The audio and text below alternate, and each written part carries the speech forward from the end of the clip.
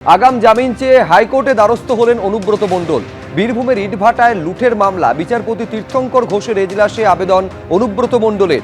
বীরভূম জেলা আদালতে ধাক্কা খাওয়ার পর এবার হাইকোর্টে দ্বারস্থ অনুব্রত মণ্ডল। 2021 সালের ঘটনা, যখন বীরভূমে ইটভাটায় হামলা চালানো হয়, 30 লক্ষ টাকা ইট লুট করা হয়েছিল বলে অভিযোগ অনুব্রত মণ্ডলের বিরুদ্ধে।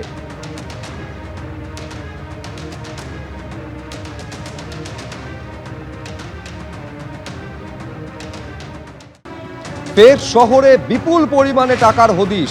বিধাননগরে একটি ফ্ল্যাট থেকে 2 কোটিরও বেশি টাকার সন্ধান পাওয়া গিয়েছে।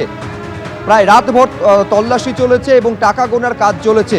7 জনকে ঘটনায় গ্রেফতার করা হয়েছে। বিধাননগর পুলিশের সাইবার ক্রাইম, ডিটেকটিভ ডিপার্টমেন্ট এবং টেকনো সিটি থানার যৌথ অভিযানে এই বিপুল পরিমাণ টাকা উদ্ধার হয়েছে। বাজেয়াপ্ত করা হয়েছে 4টি গাড়ি, একটি স্কুটার। এই ফ্ল্যাট থেকে এক মহিলা সহ 7 জনকে প্রথমে আটক করা হয় এবং তারপর তাদের গ্রেফতার করা হয়। এই ফ্ল্যাট ভাড়া নিয়ে হাওয়ালার কারবার চলতো বলে দাবি পুলিশের।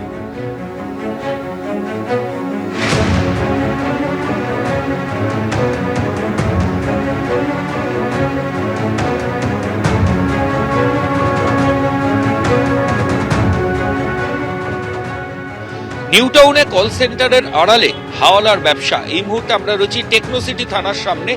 গতকাল রাতে টেকনো সিটি থানার পুলিশ এবং সঙ্গে বিধাননগর কমিশনারেটের সাইবার ক্রাইম বিভাগের যারা অফিসার, তারা নিউটাউনের একটা বাড়িতে তল্লাশি অভিযান চালায় এবং সেই বাড়িতে তল্লাশি অভিযান চালিয়ে 2 কোটি 20 লক্ষ টাকারও বেশি বাড়ির ভেতর থেকে তারা রিকভারি করেছে। গতকাল রাতভর সেই টাকার কাউন্টিং চলে। এই মুহূর্তে টেকনো সিটি থানার সামনে আমরা যে ছবি দেখাবো, এই ধরনের গাড়ি সেগুলো বাজেয়াপ্ত করে আনা হয়েছে। এগুলোই বাড়ির সামনেই রাখা হতো যাতে কারোর কোনো সন্দেহ না হয়। এই ধরনের গাড়িতে করে সাধারণত যে এটিএম, যে ব্যাংকের এটিএম রয়েছে, সেই এটিএম এর টাকা রিফিল করা হয়। এই গাড়ির মাধ্যমে কল সেন্টারের টাকা হাওলাতে যে পাঠানো, সেগুলো কিন্তু করা হতো এবং এটা একটা বড় চক্র। এখন মোট 7 জনকে পুলিশ আধিকারিকরা গ্রেফতার করেছেন। 2টো গাড়ি সিজ হয়েছে, বাইক সিজ হয়েছে, টাকা গোনার মেশিন সিজ হয়েছে। বেশ কিছুদিন ধরেই কিন্তু এই চক্র চালানো হতো এবং যে বাড়ি ভাড়া নিয়ে এই গোটা চক্রটা চালানো হতো, সেটাও 6 থেকে 7 মাস আগে বাড়িটা ভাড়া নেওয়া হয়েছিল বলে পুলিশ সূত্রে খবর।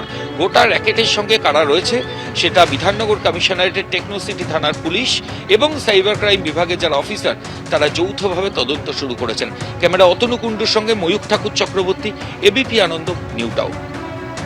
এখনো বহু জায়গায় টাকা জমা রয়েছে, সংস্থাগুলো তদন্ত করছে, কাউকে ছাড়া হবে না, স্পষ্ট বার্তা রাজ্যের পঞ্চায়েত মন্ত্রী।